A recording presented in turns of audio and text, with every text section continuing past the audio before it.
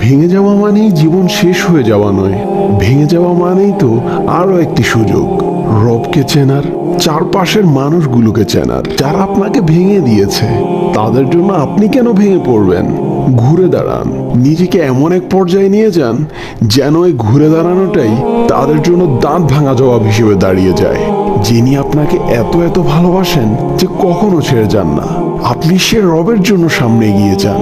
নতুন ভাবে পথ চলতে শুরু করবেন, শুধু এই আশায় যে আপনার রব আপনার পাশে আছেন। আপনি যদি আপনার রবকে স্মরণ করেন, তাহলে তিনিও আপনাকে স্মরণ করবেন, কোনো সন্দেহ নেই এতে।